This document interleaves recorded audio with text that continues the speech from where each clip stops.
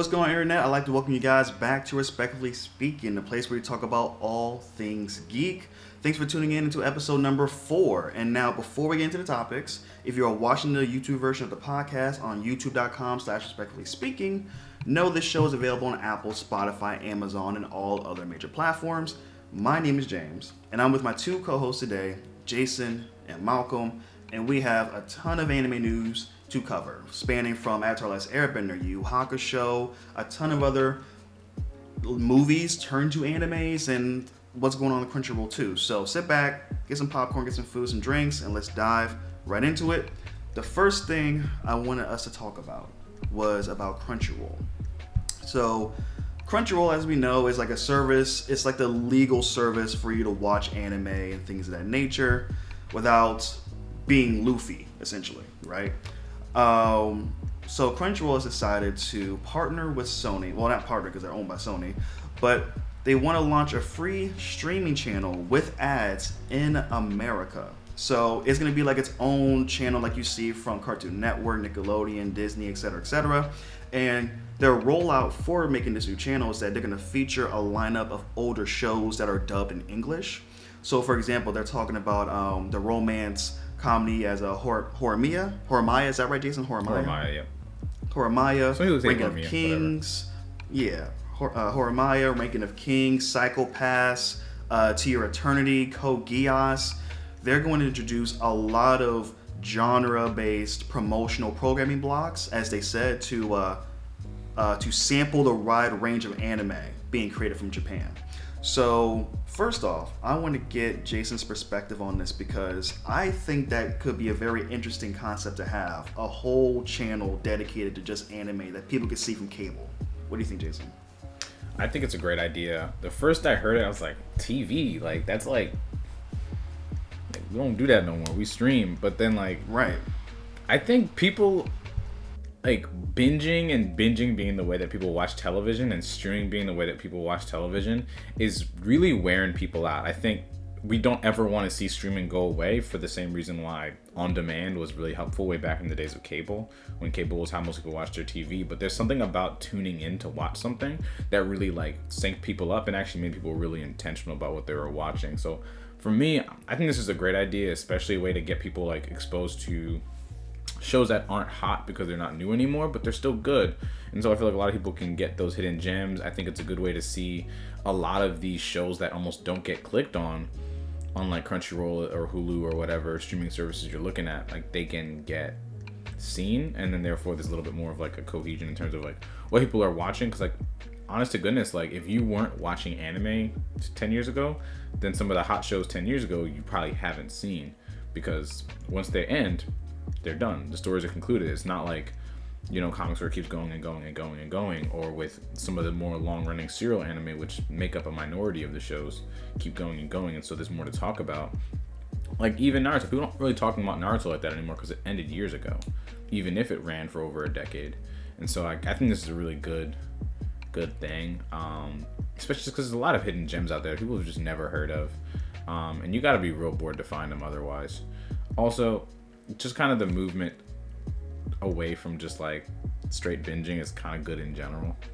It just helps you like really like sync up, and people can really like share in the anime again. Like I remember like when people tune in and then the next day people talk about like, oh, you see that episode of this or that. I think it's just real good overall. Okay, solid. Now, Malcolm, what's your thoughts on this? I think I agree with Jason 100%. Going back to cable, I think will be good for society as a whole. We did have a level of synchronicity when everyone tuned in to watch something at 8 o'clock, like make sure we're home, we want to like catch this episode and then tweet about it or talk about it like the next day. Like that level of community is lost right now. People can choose to watch something whenever they want, and like that's cool, that's nice. The convenience aspect has gone too far to the point where it doesn't feel like a community, it feels like a chore. Like, oh, this came out at this time, I need to watch it so I can avoid spoilers, or so I can talk about it with this people at this time, instead of like, I look forward to watching this one episode a week. It's just, I can't believe I'm saying this, too much freedom has gone the other way, and it has caused people to almost competitive, like make it competitive binge watching TV shows. And Yeah. I don't like it. It's a badge of honor to have seen all this television. It's just like, bro, you can only watch so much TV. And especially in a certain amount of time. Yeah. I know, right? Like, don't get me started with that Marvel television. We're not there.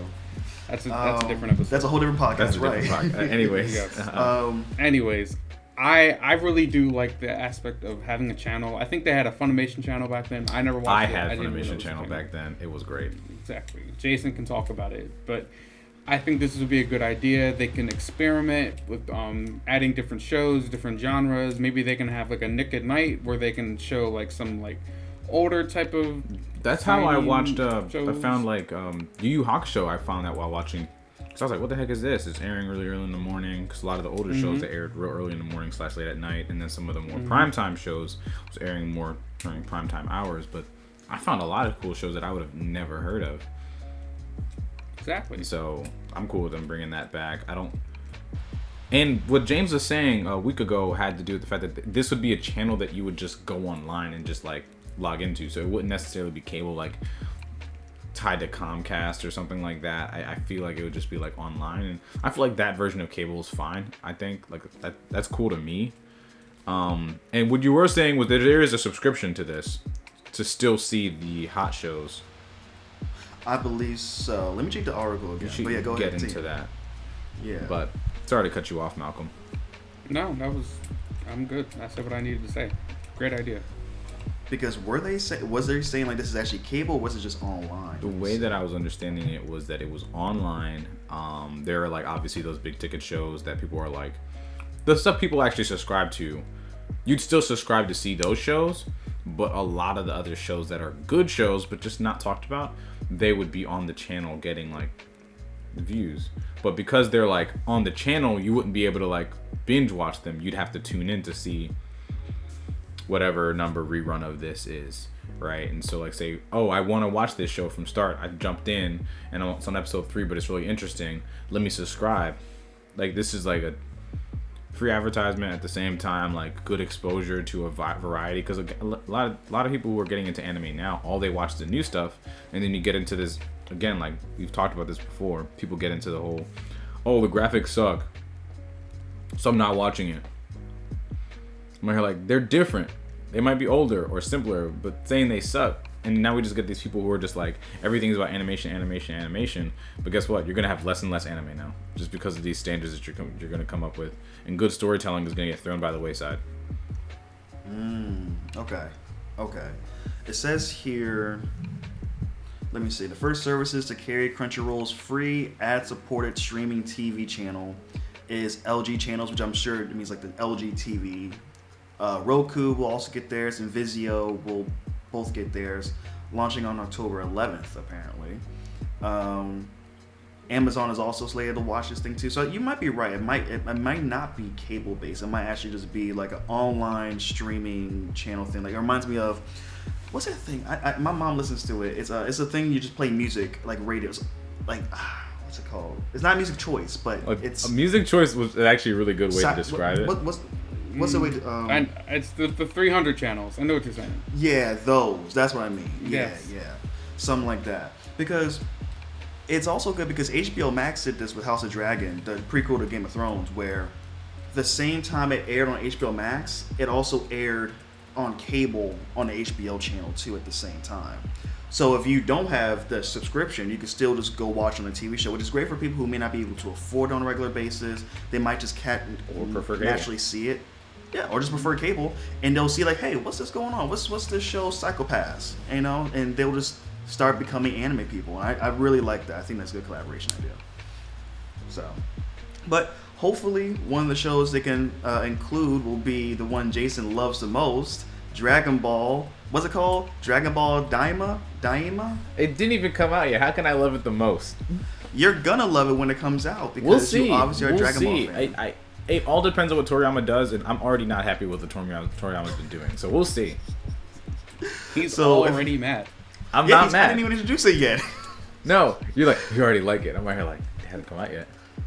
So the reason why Jason's upset is because apparently Dragon Ball is getting a new TV show that, based on my understanding, is canon to the Dragon Ball timeline between Dragon Ball Z and Dragon Ball Super. Like, it's within that time frame, basically. And Akira Toriyama said he just felt very passionate about it. He wrote the story concept of it. He's just like, yo, this is what I want to do. And so we got this new trailer, and I'm about to show you guys in a second. But let me give you the details first. So Toei Animation, they didn't share many details about it. They just showed a new trailer that seemed like it was going to take a meta route with a villain that is aware of Goku's lengthy history across different Dragon Ball anime and manga. And for reasons that aren't clear yet, most everyone featured in this trailer appears to be a child or at least a miniature version of themselves. And while it stands to reason that someone uses the Dragon Balls to wish for it to happen, the trailer leaves open who that could actually be. So I'm gonna start with Jason before I give my thoughts on this. No, I don't think give your thoughts. I'll hold my tongue. Say it. So I was like everyone on Twitter. I was upset. I was like, I would rather if you had adapted the rest of Dragon Ball Super than do this. That was the first point. The second point is, if a lot of people's reaction was it felt like GT but canon, and I was so disappointed when I saw this trailer. I was like, there's so many other routes you can go with this, so many other ideas you could have popped up in your head, and you chose to do this story. Now the only reason why I'm not as mad as I used to be, I was really annoyed when I saw this trailer. The reason why I'm not as mad is because we don't know a lot of details yet. The only thing we know as fans is that they're making these heroes small. It could be a phenomenal mystery, a great adventure of Dragon Ball to explore a lot of the characters, and apparently Goku's bringing back his power pole from Dragon Ball. So in my head, I'm like, I'm in the I don't like it, but I'm gonna watch it anyway because I'm a Dragon Ball fan, and I'm gonna be open-minded to what Akira Toriyama has in plan. Because the fact that this man feels so passionate to tell this story right now shows me that he's not just there to approve drawings. He's there to say, this is, I woke up and I felt drive to do this. So let's see what he got in the bag. That's my thoughts. Malcolm, do you want to go? No. Malcolm doesn't know nothing about this. Because you're not even a Dragon Ball junkie like that. Right. First of all, everyone jumped right to GT. I mean, it's everyone's first thought. Shrunken Goku equals GT. Like, that's just everyone's first thought. I was confused, to say the least, when I saw this announcement. Because in my mind, I was just like, why are you doing this? Why are we doing this? Make it make sense. If you remember anything else I've said, I do not like Dragon Ball Super.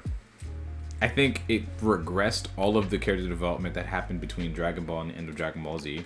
I think Dragon Ball GT, although it was narratively stupid and had a lot of dumb decisions and a lot of the plot points were contrived, actually did an amazing job of further developing Goku and Vegeta and the other cast beyond Dragon Ball Z, and I would actually like to see that level of development back versus the regression that they did with Dragon Ball Super, so that they could put Goku in situations that he would otherwise not put himself in because of all the growing that he did in Dragon Ball Z.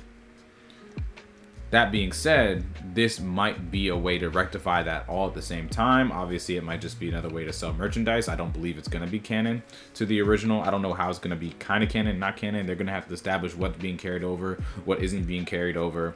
But from my understanding, it isn't exactly in the same universe as the Dragon Ball universe as we know it right now, between Dragon Ball Z, and Dragon Ball Super.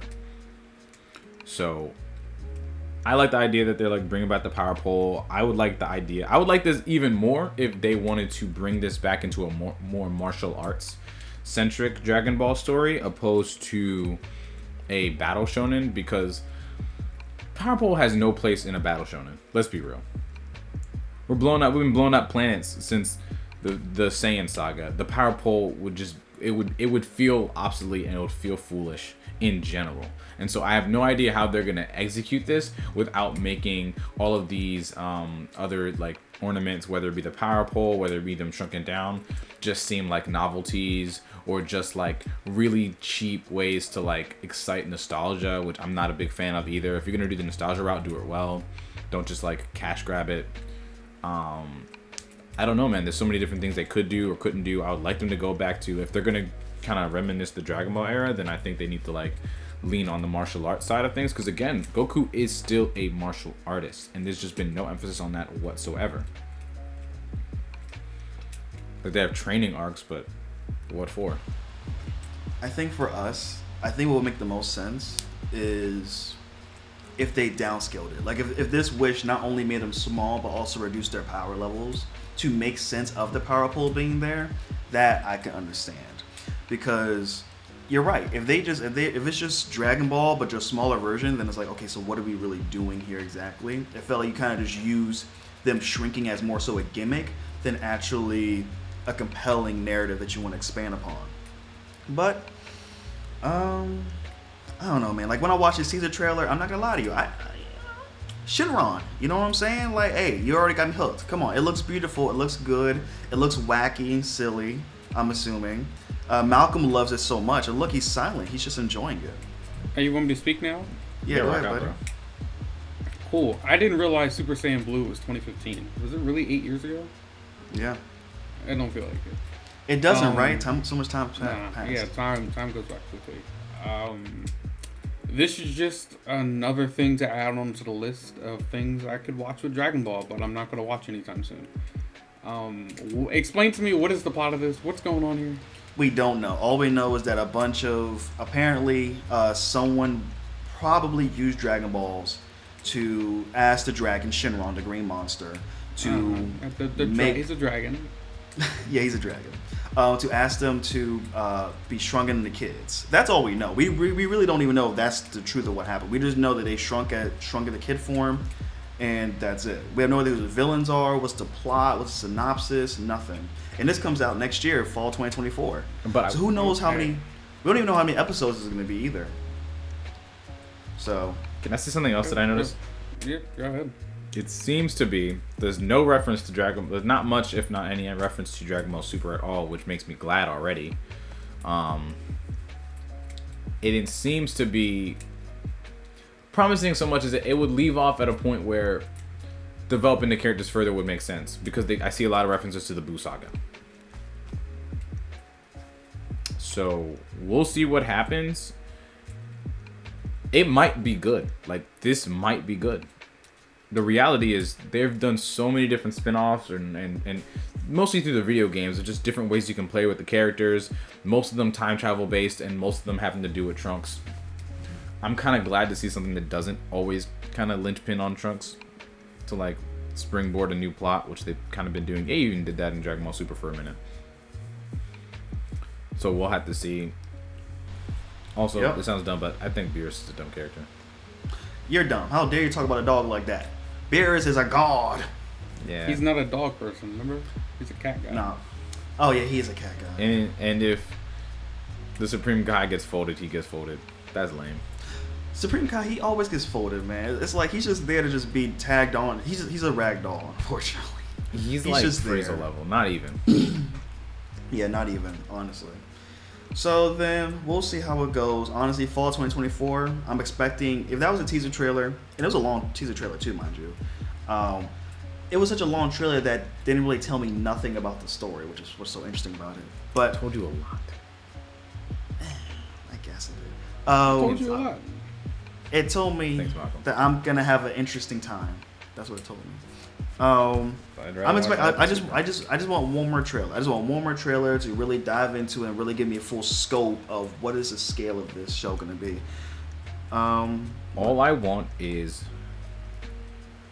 Goku and Vegeta and all the other characters not to be regressed versions of their characters and let the plot continue in a believable, exciting way. Because turning Goku into an entire idiot for the entirety of Dragon Ball Super is infuriating. It is. It's like a caricature. Absolutely infuriating. There's some stuff that he wouldn't have even done during the Saiyan saga that he does in Dragon Ball Super. Yeah, they kind of upped his foolishness to like 11. No, the level that he's willing to risk the safety of the universe repeatedly for the purpose of, but he just might be a good sparring partner later. Like that was never Goku's personality to begin with. No, I agree, 100%. It wasn't. But you know who really wants to destroy the world? Terminator. You know why? Because now we have news. Yeah, see, Malcolm agrees. We have news that the famous classic movie, and two movies, I would say, Terminator 1 and movies. Terminator 2. First, Terminator 2, 1, 2, and 3 are good. It's my unpopular opinion. Malcolm, why does Malcolm always think the third movie that's bad, Spider-Man 3 and Terminator 3, are like good Spider-Man movies? 3. All right, I'm gonna hold my opinion. Keep going.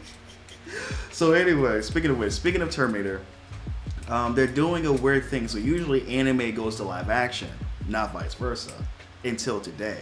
We announced at Netflix's Geek Week that came out last week apparently that they're coming out with a Terminator anime series. It's like a 50-second teaser and everything like that. I don't know if you guys, I know Malcolm has seen the Terminator franchise a little bit more. Jason, I don't know if you've really seen them as much. You probably, okay, cool.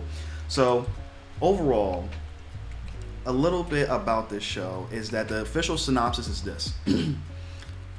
2022. A future war has raged for decades between a few human survivors and an endless army of machines. In 1997, the AI, now known as Skynet, gained self-awareness and began its war against humanity. Caught between the future and this past is a soldier sent back in time to change the fate of humanity. She arrives in 1997 to protect a scientist named Malcolm Lee, who works to launch a new AI system designed to compete with Skynet's impending attack on humanity. As Malcolm navigates the moral complexities of his creation, he is hunted by an unrelenting assassin from the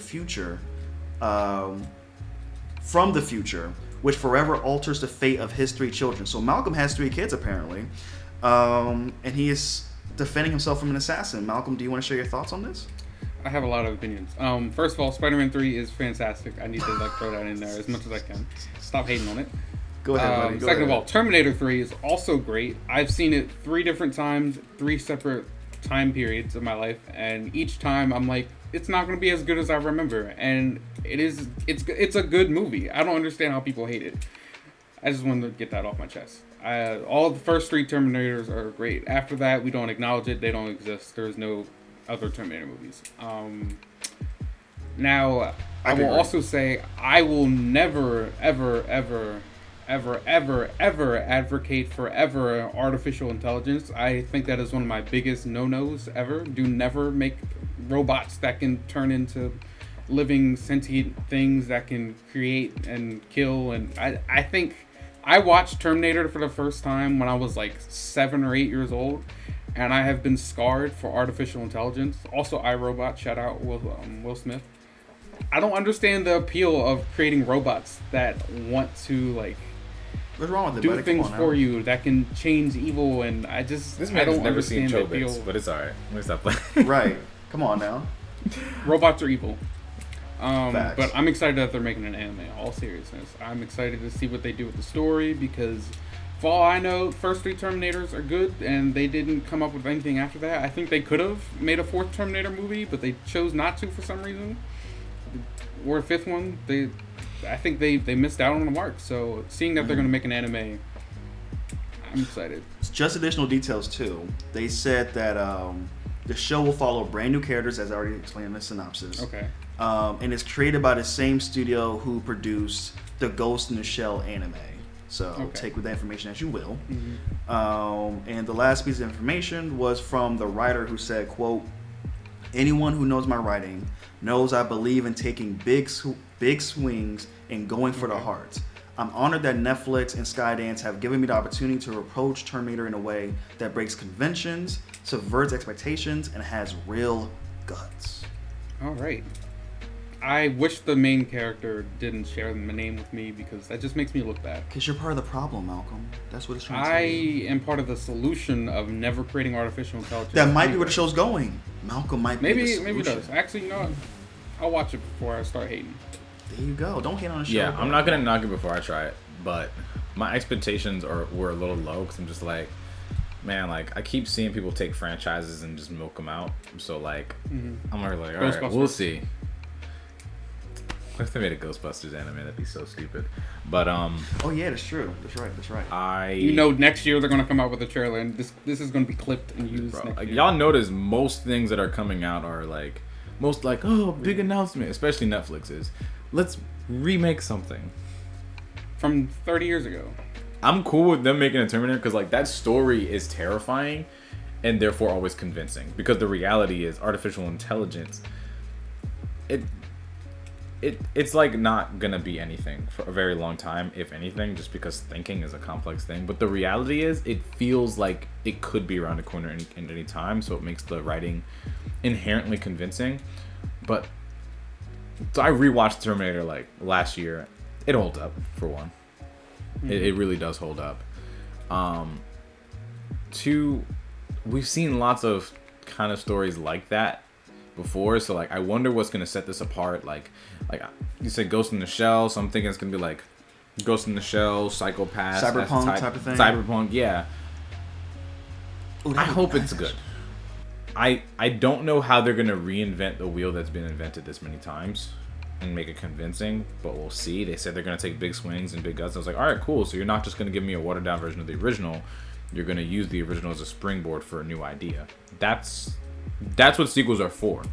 That's why, like, unpopular opinion, like, there were a lot of things that Legend of Korra did better than Avatar, The Last Airbender. I don't think it's better. It's different in a lot of ways, but it adequately, for the most part, used a very, very, very solid foundation of the OG to springboard into an entirely different direction that the OG couldn't do immediately. Given the fact there's a whole generational change in that show versus the original. I think that's what sequels should be doing, or adaptations should be doing, or reboots should be doing. They should be using the original as an adequate springboard to reach new things that you can't do on a one-off. Okay, look at Jason. Okay, he has media literacy. Go ahead, Jason. I'm proud of you, buddy. I think that what Jason said is very true, which is the best way, in my opinion, to take a lot of these properties is to take probably the premise of it and then kind of develop your own unique story around it. And that is what led me towards. Actually, did I say my opinion on Terminator? I don't think I did. No, my you opinion on didn't. Terminator is this. Speak it. I'm excited. First of all, we're following Malcolm, so I know it's gonna be a great story already. Oh, thank you. And I agree that they kept the core premise, which is there's a war in the future, so you have to go back in time and prevent whatever happens in the past in a way so that way it doesn't affect the future and things of that nature. I'm cool with that. That gives you so much breathing room to do whatever you want to do. A whole new cast of characters, whole new direction, whole new story. I'm assuming this is out of continuity, which is good, so you have a very brand new slate to do whatever you please. I think Terminator is one of those unfortunate type of franchises where a part of me just feels like it should just stay in the past. It was an 80s thing that was just the timing, the writing, the directing, it just worked. You don't need to do it again. You don't need to. It's not like these horror franchises that can be here for decades. It's one or two, maybe 3 movies for Malcolm. 1, 2, 3 movies to just tell the story and then just leave it alone. And I think even James Cameron said himself, and someone can correct me if I'm wrong with this, but I believe I saw him say this a couple months ago that he doesn't know. I think he said 2 things. One, he doesn't know if he would even make Terminator today if he came up with the idea. And I think he said 2 is that he doesn't want to do movies, or he doesn't want Terminator to be like an artificial intelligence type of franchise, because to him, I think it was less on artificial intelligence and I guess something more just science fiction. I don't know, but he just felt like it was something he didn't really want to explore. But with that being said, hopefully we'll see how it goes. Yeah, Spider-Man 3, right there, dog. Peak, yes. The third movie is worth it. Second worth movie, buying on DVD. way better. Second movie's a classic, though. Come on. They're all 3 are great movies. I'm You're just right. saying that Malcolm's saying all 3 are classics. Malcolm's What's saying the best all 3 out of of them the are 3 then, Malcolm? I will not speak Because it's not 3. So because he says, they're not ready for the truth. Is why I will not speak. Tell us the truth. Jesus spoke the truth and he was hated. So I was just Be hated. Facts. Tell me the truth. Nah, bro, we're not gonna have Malcolm crucified. He said straight up Spider-Man 3. I have it right here for It a has to reason. be 2. It's because it's a black person in it. That's It's why. on DVD for a reason. Nah, bro. It's only because it's black 'Cause Spider-Man. Sony That's was why he trying likes to it. make break even after the movie flopped. The movie did not flop. It Guys. was actually the biggest. Anyways, Y'all were talking about Spider-Man. But speaking of it, we have another popular franchise that's getting an anime adaptation, because why not, right? Because anime is on the high end at this point, at least it feels like. And they're coming out with a John Wick animated anime, basically. And I couldn't find. There's no footage. There's nothing yet. This is just like a small announcement that I saw on a random article by the director of the John Wick movies, all 4 of the movies. So he said, and I quote, "We're really looking forward to that second television series. We're really excited about it because we're doing that." Oh, he's talking about the one on Apple TV, the Continental TV series. He says we're doing that one and we're doing a Japanese anime because I love Japanese anime so much. So to create all those cool stories that anime could achieve better than we could, and a TV show to expand our world, we'll still get our fix, you know what I mean, and we'll still have all the fun. Now, it's not much, but it shows that they are in development. They're going to milk the crap out of this franchise, and I'm not upset because my perspective is this. John Wick, the franchise itself, premise is good enough to where you can make a bunch of sequels and spin-offs and it could work. It's basically it's an action movie, or it's an action franchise with a lot of lore, a lot of world building that could be explored in so many different directions. I won't spoil John Wick 4 for anybody, but let's just say they introduce so many concepts that you can make spin-off movies and spin-off TV shows about, that I really am excited for this. And I think anime will be the best medium to really show off how impressive John Wick could be, especially with the fighting capabilities and the skill set that can come with it. I don't know what animation studio I'll probably want. I don't know if I want someone like Mappa or Bones. Maybe Bones, not Mappa. Not Mappa. Maybe not Mappa. Not Mappa, because I already have too many projects right now. Or they could roll the dice and put it on Trigger. That could work, because I don't. It depends on how they want this anime to be. Do they want to be super stylized like Demon Slayer, like their animation studio, or do they want to focus more so on, or period, you know, just things of that nature. But Anything yeah, what's your thoughts, Jason? Anything but Toei Studios. No offense to Toei, but You made your 2 favorite shows. What do you mean, no offense? That's true. yeah. But what do I like about those shows? Not the hand-to-hand combat. Dang, he said, y'all dropped the ball, bro. Dropped the ball. He said One Piece sucks. You heard it first. I Right, said literally, he nothing. I literally don't said watch that. One Piece for the hand-to-hand combat. I watch One Piece for the long-form storytelling. Also, Toei Animation just has a knack for stretching shows into its most watered-down state, especially in late Endgame. I just feel like Again, One Piece sucks. You heard it first. I didn't say that. One Piece. It's basically what he's saying, yeah. One Piece is amazing. Had to switch to the manga. Dang.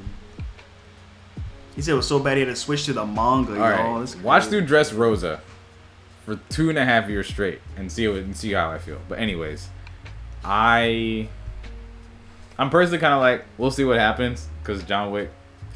But I also know that I'm a sucker for really, really smooth like martial arts animation. Like I'm a sucker for it any day of the week. Oh yeah. So, yeah. I'm honestly I'm in the camp of we'll see what happens. Let's see where this goes. Now, how about you, Malcolm? Kind of perfect timing. I somehow keep having things on my shelf that can like represent. I have never seen John Wick before ever, but yet I have the first 3 movies on DVD.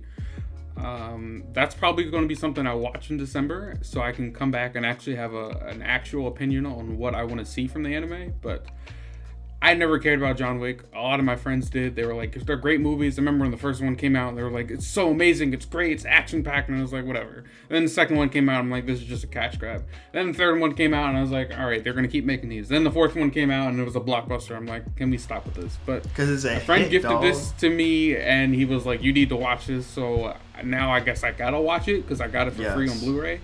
Yeah. And then they're making an anime, and now we gotta talk about it, whatever. So just want to let y'all know, I have it. I plan on watching it. I will watch it eventually, but I have no opinion on the John Wick franchise other than the dog dies, and that's why I didn't watch the first one. So. Oh, I feel that.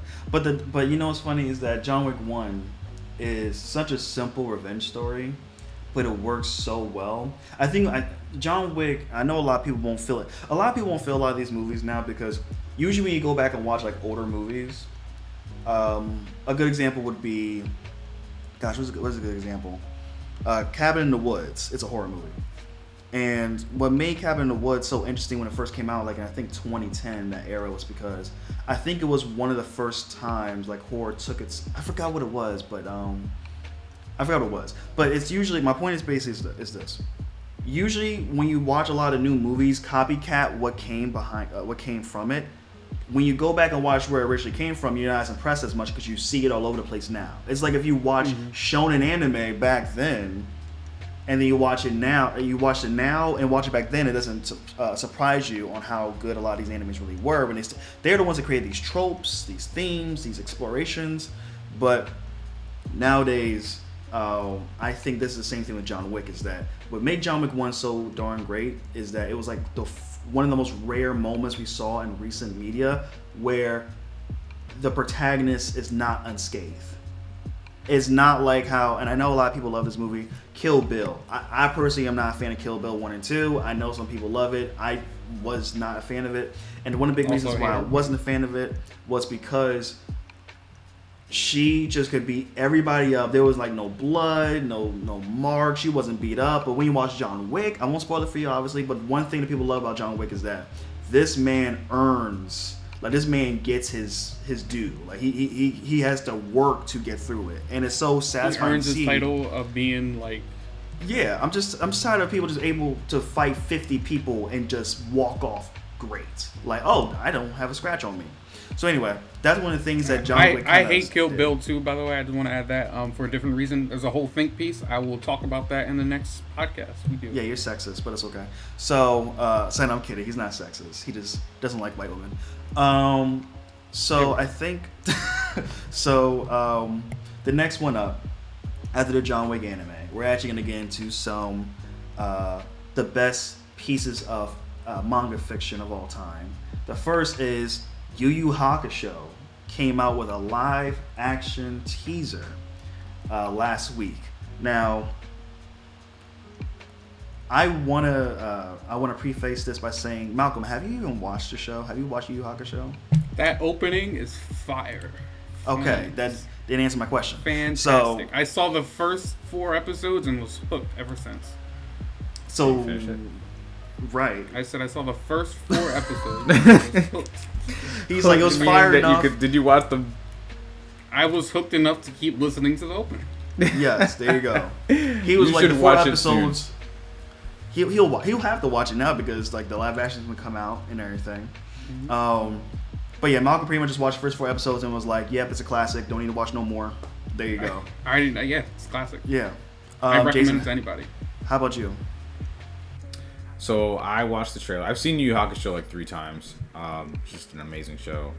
I was watching the trailer and my first thought was just like, all right, like how's the acting and what's the cast like? And then one thing I was concerned about is like how they're gonna actually like do the fight scenes and is it gonna be overly CGI heavy? And what I did see, I really liked. I wasn't sure if they were gonna make Koenma a baby or not, but they didn't. But they made him young. I was like, all right, I can deal with that. I thought it was pretty funny. One thing I'm really, really hoping for that I wasn't able to tell from the trailer is whether or not they were gonna make Yusuke as punchy as he was in the manga and anime. Because this guy was punchy. Like he was not your. I think he's probably the best MC in any shonen I've ever seen. Period. Interesting claim. Like I agree, he is definitely interesting. Yeah. He broke a mold, and nobody was ever able to be Yusuke ever again. Like, he earned his over wings. Ichigo? I like Yusuke over Ichigo. And Ichigo is a top 5 MC for me. Okay. Unpopular opinion. Whatever. Like, Yusuke is up there with, like, Lelouch, you know what I'm saying? Even though that's, like, kind of a shonen, kind of not. But yeah, I just want to make sure, like, I hope they don't lose that punchiness. I almost hope they keep the 90s flair. I mean, this is set from, like, the 80s, 90s. Like, I hope they keep, like, the punchy humor of that. Like, if they had, like, Rush Hour style jokes in this mug, I would be cracking up. And I would be in full support. I mean, even looking at some of the scenes, like, I like the way they casted Tagoro. Urameshi, even I want to see like more of the acting. Look at that! Look at that! Look at that! Look at that gun! Boom! Oh, he said, man. "Boom." December 14th. Even Genkai looks good in this, so like we'll see how this goes. It does. Now we'll definitely see how it goes. Not a lot to work off, definitely- but everything I see looks good. Is all I'm saying. I want to rewatch. I want to rewatch it before it officially comes out, so I can remember what was in it. Because based on my research, the anime faithfully adapted the manga too. So if you wanted to just watch the anime and not read the manga, apparently not missing anything really. So that's great to hear. It seems like a lot of people are speculating because this seems like it's gonna be like an 8-episode type of thing. I think Netflix likes that 8-episode round number. And it's a lot of people's theory is that it's going to show everything before the Dark Tournament. And if you don't know the Dark Tournament is one of the best tournament arcs in all anime ever, pretty much in my opinion. It is what happens, and this is what I was saying. Yu Yu Hakusho establishes so many elements, so many tropes and everything that a lot of these new gen shonens do. And in my opinion, it really excelled in those type of tropes as well. So hopefully we get to see how it plays off.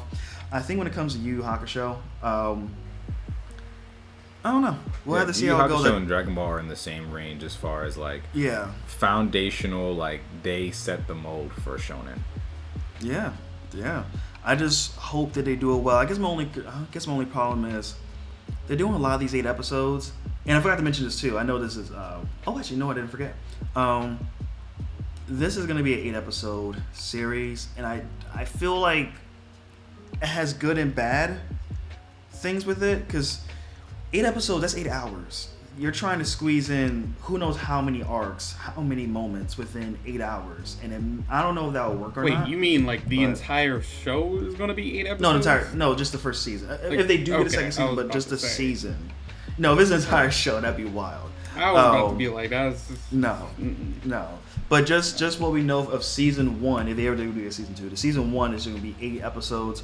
And I always felt weird about that. It was the same thing how I felt with the One Piece live action, that even though I highly enjoyed the One Piece live action, I really did want like an extra 1 or 2 episodes to allow those goofy interactions with the crew instead of so focused on like the tension of Arlong and stuff like that. So I wonder if I feel the same way with this one, where it's like just 8 episodes and very tight, cohesive, boom, boom, boom, boom, boom type of setup. But we'll see how it goes. We'll see. Malcolm, any thoughts?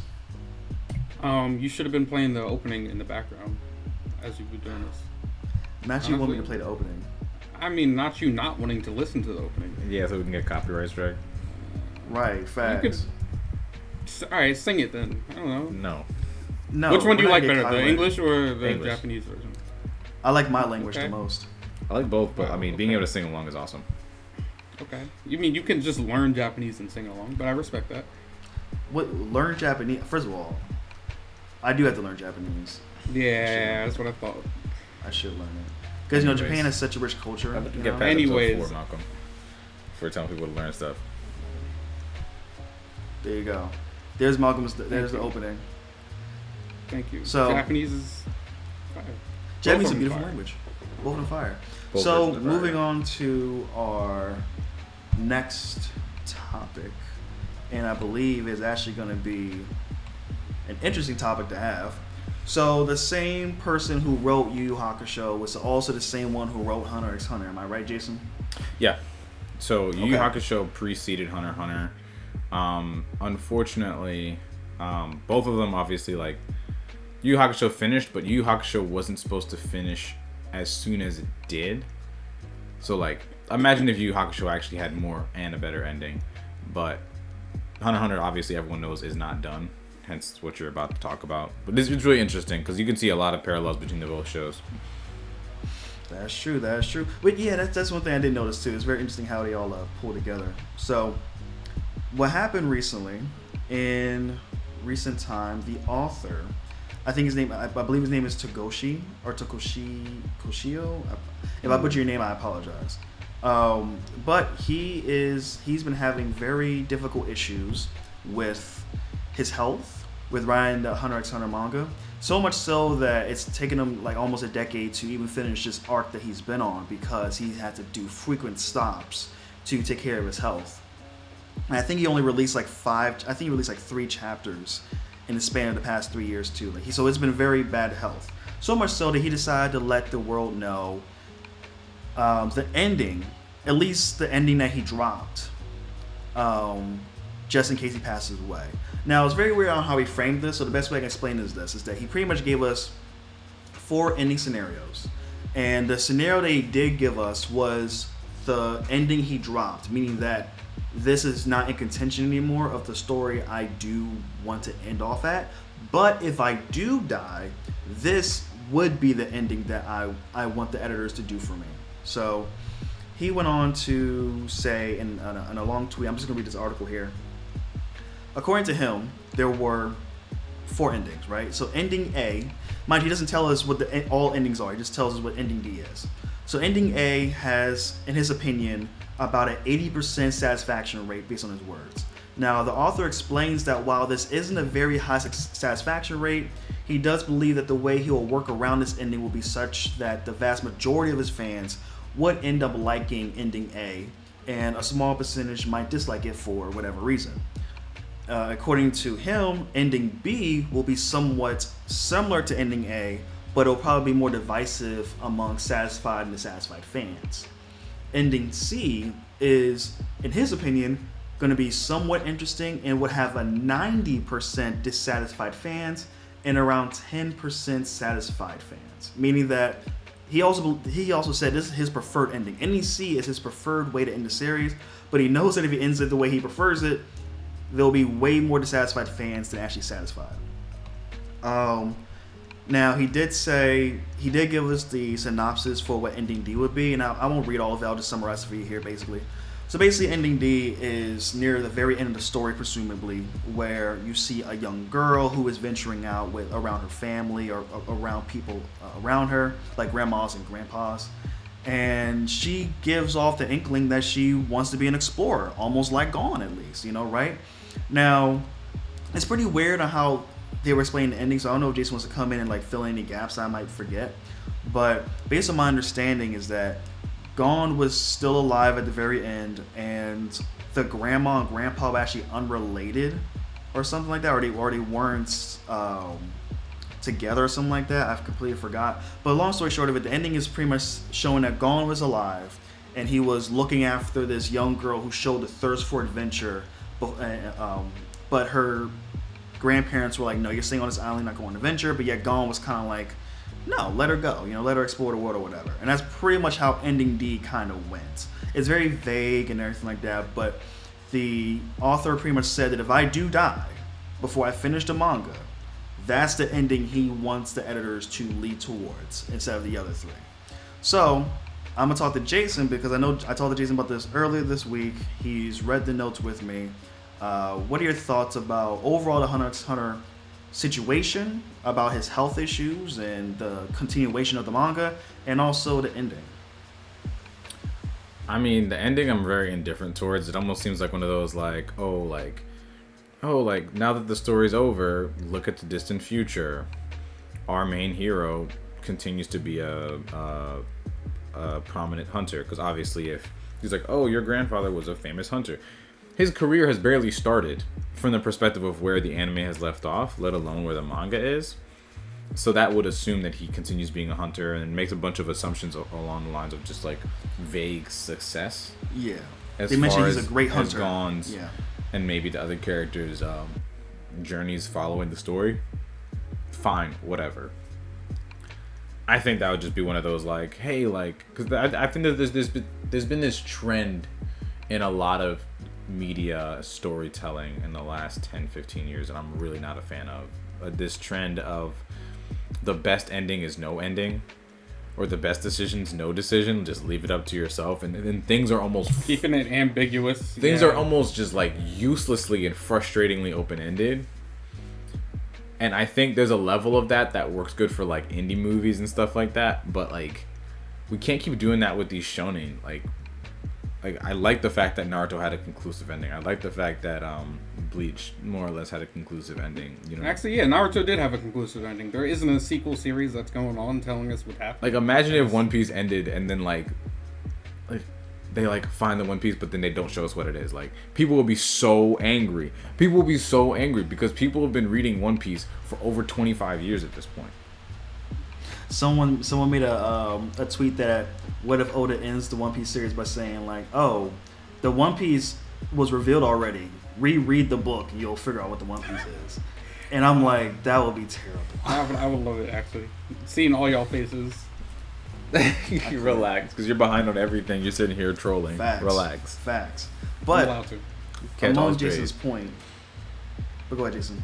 As far as the other three options, I hope he chooses the one that nobody likes that he likes because he's the author, and I think he has to ride that autonomy all the way down to the end as the author. No, he doesn't. He has to satisfy his fans. But I think because I was telling you about this earlier, and I really do want to know what his preferred ending is. I wish he would have told us what his preferred ending would be and how he'd lead to it. Because I feel like probably it must be the most depressing way to end the series. Everyone dies, and maybe someone barely survives an attack or something like that, and then boom or something. I don't know, but that's why we'd rather see his ending because it could work. Because a lot of the tragic endings, it's all about the build up. It's all about the context. It's very important on how you land this. That's why I agree with you. The ambiguous endings, like ending D was, it's like that sounds good, but you kind of want to know. I like animes and manga where they kind of just show where everybody's at. This is where they are at this moment. Instead of how some endings are just very ambiguous, like, and I think the reason why they do that is because it's easier to please the fans a little bit, because if you don't like then they can write one their theory, own assumptions. they can write their own end. Yeah, they write their own assumptions, their own ending that they're like, no, this is what I want this character to go through instead of this route. They can But supplement the authors- gaps with the nuances that they prefer. Right, because the author's like, no, this is what happened. They're like, oh, I don't like the ending. So I think I can't get. I think I definitely. I wonder what he said. Ending A was the most satisfied fan reaction. So I'm assuming that means everyone lives, and everything's hunky dory. Like maybe Gon gets with his father, and the father has a redemption arc, maybe, and all that stuff. Gon continues to be Hunter x Hunter World's Kirito. Probably he's like the because they said in here like in ending D that he's known as a great hunter, so maybe accomplished more and more goals that he's like iconic now in the hunter world, So I don't know. What are your thoughts on it, Malcolm? I don't care. Can we get to the actual good show next? Dang. Can we, wrap up to the actual peak? This fiction? man said Hunter x Hunter is not good at all, dog. It's not as good as Avatar: The Last Airbender. I don't think anyone would disagree. At least after Last Airbender actually finished, so. And has an That's ending. true. Yes, there we go. That's true. Not Malcolm being a hater, but sure. So the next thing we have on the list is also from Netflix. Not only were they making a Yu Yu Hakusho live action adaptation, they're also making an Avatar: Last Airbender adaptation, and they actually released their teaser trailer last week. Now you're talking to three people who adore Avatar: Last Airbender. I mean, who doesn't adore the show and hasn't watched it multiple times already? But I'll definitely say Jason and Malcolm are very hardcore about this, so I know they're gonna start being wild. So I want to actually start with Malcolm. Malcolm, what's your thoughts from the teaser trailer? And he's about to grab the thing. Here we go. Another thing. I told you I have a bookshelf full of. I am a diehard fan. This is, for those who don't know, a steel box limited edition. They handed out for the 15th anniversary. I think they handed out 150 of them, and I was one of them. That's how much of a diehard fan I am. I have not seen all these other mid-tier shows because I was busy watching this 10, 11, 12 times. Am I wrong? I'll let the commenters disagree or agree. I watched the trailer. I am scared. Not because I think it was a bad trailer, but I think that they did a good job with the trailer, and I'm scared that their budget went to the trailer. and I don't want to be disappointed. I'm scared that I'm going to be disappointed. I'm scared we're going to get The Last Airbender. I just like the movie that doesn't exist, Thou Shalt Not Be Named. The choreography, the very few choreography shots they had, okay. The makeup artist, 10 out of 10. That scene right there with Suki and then the Kyoshi Warriors, peak. I think what they're going to do is show the beginning, first half of the first season where we get like the winter solstice, and we get to see about like what it looks like when Avatar Roku comes and gives, not Avatar Roku, wow, look at me. Diehard fan over there. And you say you're anime fan, exactly. Anime Fakes. fan. Had the whole box and everything. Yes. No, I was right. Avatar Played Roku yourself. comes in. Yes, I did. I look at me. Anyways, gives a vision to Aang and tells him that his destiny stops Sozin's comet and blah blah blah. I think that's what's going to happen. I think that's what they're going to do in the live action. I'm just worried that it's going to be a disaster. So my fingers crossed they don't do that. We'll see. What is your thoughts? I'm actually really curious to hear Jason thinks. Oh, I think this trailer looks brilliant. Like, absolutely amazing. I don't think Netflix would ever risk just totally just wiping out like M. Night Shyamalan did with the adaptation that shall not be named. I don't think they would ever risk that again. I think that's why they cast the casting has honestly been spot on. I think whoever the big studio people know, like they're on game when it comes to knowing that who they end up casting is gonna affect how people react almost disproportionately. And so they're really nailing it now. So long as they actually call my man's Aang during the show, you know. Not Ong. Ong? No. I mean, we gotta talk about it, bro. We gotta talk about it. Let's talk about it. Let's talk about this beautiful movie that came out back in 2010? No, we don't. 2010. I went to theaters to see this. This is one of the most disappointing movie experiences I've ever had in my life. Doesn't look fancy. Look how great it is. Look at the scale. Look how the cinematography. Look at that. Beautiful. This was the first that shot where the Earthbenders are doing like 4 different all those moves just to move a boulder. There's 4 of them trying to move a boulder. Like, but see, here's the thing. This was the first trailer I ever saw as a youngin, and this trailer showed me never trust a trailer until you watch it. This was the first trailer I was like, this trailer so was great too. It looks good. I'm like, oh, this looks good. This looks fiery. This looks like the epic. tattoos is and then cool. Tattoos and everything. But then you watch and you're like, oh, you just lied to me. You know, look at it and look at the arrow. Come on, look at the arrow. I think I'm gonna say something really controversial. I may get canceled. I'm gonna say it anyway.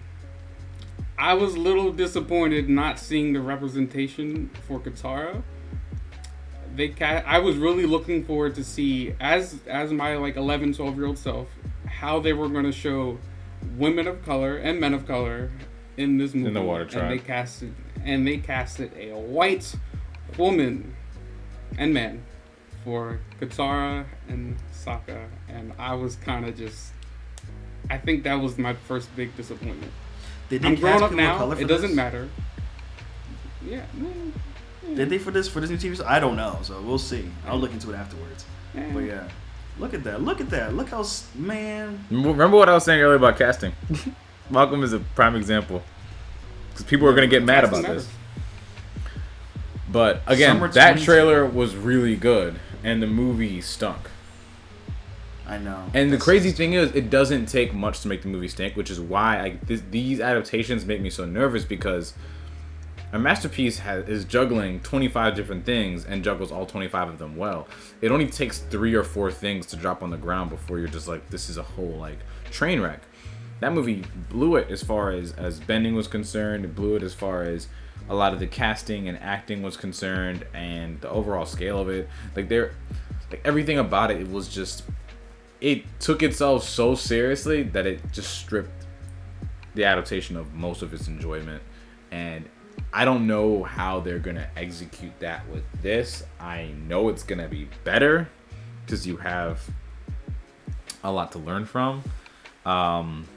But the reality is, this is just like everything else. This is another cash grab based off nostalgia. There are no new ideas being brought to the table here, just different interpretations on how you're going to adapt something. I have no idea how this is going to go. All I know is that if I don't like it, I can always pop my Blu-ray DVDs in, just like I have been for the last couple of years. I mean, and watch the original if I don't like it. That's true. You can always look at it as like, okay, this is for people who for some reason never saw the TV show, even though I think it's on Netflix right now. You can watch it. It's for us. Us. It better be for us. Me. And this is also one of its 8 episodes. And that's why I'm trying to wonder, how are they going to do it? How are they going to? They have to cut the Jet episode out. I think they got to because the Jet episode is very important to the theme of the rest of that season. 100% is. There's some episodes they're gonna have to cut. But not the Great Divide where they the Great on the that one they canyon? can cut. 2 different they cut that. That one's not important. That is not. Nah, I hope to God they include an episode just to piss y'all off. No, they better not. Look at that. Look at this beautiful. He got the. Boom. Here we go. Look at that. Look at that. Gosh. Just to move that one rock. Bro, they had it. How should it have been? Look at that. Look at this beautiful scene. not them spinning it up. They sped it up. It's stupid. But no, that's what I'm talking about, man. First of all, I don't know why they thought to themselves. I'm not gonna go on a rant because that's a movie back in 2010. It's whatever. But let's just simply say this. I think us Avatar fans should be happy. It sounds like the people who are writing this, who are on this team, really love this series. The fact that it's a TV show instead of a movie already shows they're listening instead of a movie, because I don't know how you could write all this in a movie. And also, too, I like these age-appropriate actors. Azula looks like she would be at the age. Zuko, Aang, Katara, Sokka, they all look like age-appropriate. I think the episode I'm going to like the most in this is probably the Kyoshi Warriors episode, because Sokka's you have to handle him very carefully. Like he's not the toxic misogynistic character, and I mean that to say like how She-Hulk writes some guys in that show is not Sokka. That's what I mean by that. Sokka, he's ignorant to the world because don't give me that face. Sokka is from the Water Tribe, and he does have those type of traditional lenses on him, but he's not like thinking women are beneath him. He just believes that there are just some roles that men do and some roles that women do. And the Kyoshi episode is usually really good because it shows him what women are able to do. Just because it's traditionally a man's role doesn't mean women can't do it either. Sokka, to me, that episode to show it was like an innocent child. It was an innocent child who didn't leave the world, didn't leave his country, who is now seeing how the world really operates, and it opens his mind. I want him to give that perspective of like an innocent kid who is venturing out into the world and learning these type of things. And that's why I think the Kyoshi Warriors might be my favorite episode when it comes out, if they handle it right. Don't make him a dick. But, Malcolm, why you give me that look? I'm listening. Keep going. Because you're talking about She-Hulk, and I'm like, what are you talking about, She-Hulk? That's why I made the face. Is like, how are you going to connect She-Hulk to this? That's why my face was. He was like, how are you going to connect that? But no. I was like, make it make sense, bro. So, the only episodes I think they're going to include, well, we're not going to spend all day on that, but I definitely want them to show the Jet episode, and I want them to show the episode where Zuko has the mask, and he goes save Aang. They might do that in, like, a one episode type of thing where we go back and forth between like one plot is they're dealing with Jet, like Katara and Sokka dealing with Jet, and then when they pan, they're dealing with Aang being captured, and Aang and Zuko are trying to survive. Because both of those episodes neither really overlap, so that could be a good like panning to like take a break from here, go focus on this, and then go back and forth until it culminates to maybe Aang returning to Katara and Aang after dealing with Zuko, and that wraps up the episode. That's my thought process. But we'll see. Jason, you have any thoughts, buddy? You good to go? Malcolm? Are we not going to talk about the new Scott Pilgrim anime? That is an anime that just recently came out on Netflix. I'm gonna be honest with you. I haven't watched it. I've never watched the movie. I've never watched the anime. So That's why I didn't put on when it. I don't watch something, we have Yup. to talk about it. But Yes. when I watch something, That's and because you don't watch watch anything. Exactly. You don't watch nothing. That's why we didn't. Because you haven't seen JJK, haven't seen Mob Psycho 100. What else? What else is new he hasn't seen? it. Scott Dragon Ball Pilgrim Z. came out 13 years ago. Neither of y'all saw it. Dragon Ball never Z saw came it. out before you were born. Did you ever watch it, Malcolm? I've seen episodes. I've seen enough. I know what Not even happens. saying What I've seen happens? enough. Goku's a human, but then he's not a human, and then he like trains, and then he becomes mountain level, and then he becomes continent level, and then he becomes planet level, and then he becomes star level, and then he becomes universal, and he just keeps adapting. And he fights Frieza, then he fights You're wrong. Cell, then he fights Boo. No, he definitely fights Frieza first, and then I'm talking about Cell. everything you said before. You said he's a human, then he's not a human. Oh, hey, because you think he's human, but then he's not human, right? Then he gets adopted. We had to order. Malcolm was seeing all these clips on TikTok, and he's just piecing I everything don't together. own a And he's TikTok. like, I don't that's see the clips. story. I play the games. I've played the games. I've watched Nah, bro. plenty of episodes. I've heard plenty of people talk about it for the past 20 years. So I get what But to- happens. But to My man answer, said though, universe level. Like, what does that mean? I know. Is he not universal level? He's definitely universal at this point. I think he means like the whole universe. Like he's just that strong. Like he can take care. He can. I guess that's He's the whole strongest universe, in I a guess. given universe. Right, you can say Yes, strong. and He's not the universal strongest- level. He's the You strongest. said in the verse. planet level, and I'm like, as in destroying planets. Yes, and then star level as he can destroy a star. Technically, he can destroy planets because it's a spirit bomb. If he But gets what enough about souls. stars? I don't know about that. I don't know. He can He's destroy star level. stars. He's star level. Malcolm, Currently, I don't know. See, this is what Hey, y'all happens with gonna look- someone who watches clips on He's Instagram. not keeping up pieces- with power creep, Yes. which Dragon Ball had a big issue with. I'll agree. Dragon Ball had a huge issue with They power did. creep, post Dragon Ball Z in particular, which is why I don't even want to bother with Dragon Ball Super. But he's faster than the speed of light. He's definitely star level. See, now you're talking about leprechauns. Stop it. talking about Okay. energy. Anyways, Right. But yeah, Scott Pilgrim Anyways, Scott anime, Pilgrim. we have not watched it. That's why we didn't really talk about it. The anime I is don't- good. I saw it. I actually did see it. It's good. If you like the movie, you're gonna love the following anime. the goat piece. Go piece, exactly. Anyways, those just Wait, quick does the snippets, Scott anime- Pilgrim, watch it. Does the anime What? follow the movie, or is it like its own thing? The first episode does. I don't really want to spoil what the anime is about, but it is. I'm not gonna lie to you. I'll say it's good. I'll tell you this, and we'll wrap it up with this. I have no idea what Scott Pilgrim at all is about. All I know is that I saw a person that randomly had superpowers, I think, or I could be wrong. Yeah. That might be from the movie Sex Drive. I'm not sure. I But don't I know. just know it involves. It just involves. Scott, he Don't finds no this no no no no girl no no don't tell me. of his dreams. Don't tell me. And Don't he tell likes me. her, and he I wants don't to wanna ask hear her it. out, I but he don't has wanna hear to it. fight her 7 evil Why? exes. 7 evil exes. Oh, that's why it's called the First the Pilgrim. It's no Scott Pilgrim versus the world. Oh, versus the world. Oh, the 7 X's. First of all, if a woman, I'm never fighting for 7 X's. He And they can keep progressively that. get harder. No, nah, I'm good. It's the girl I'm of his good. dreams. He's been dreaming about her. All right, never mind. God will give me another dream girl. All in the hands of God at that point. I'm not fighting 7. What is it, Battle Royale? Anyways, It's not Fortnite. I You do hear not that, women? plan on watching it at this moment because I have way too many other shows on my list right now. That's true. Still haven't even seen I much do- either. Do I need to watch? Should I watch the movie first, Watch or the does it movie matter if first. I watch? You don't. Yeah, I would recommend watching the movie first because I think you'll enjoy it more. So watch the movie first. This better be my type of movie, man. Or I'm a trash It this might movie not so be. hard. I don't know. We'll see. Anyway, that was Respectfully Speaking podcast. Thank you guys for tuning in to episode number 4. Please leave a like or comment down below if you're on the YouTube version. If you're on the audio version, you can still leave a like on the podcast. Help push us up in the algorithm. This is James. Malcolm, give me your final thoughts. Go Birds. Go Birds. Jason, give me your final thoughts. A lot of good stuff coming out. All right. Thank you, Haitian. All right. We're about to tune out. See y'all later.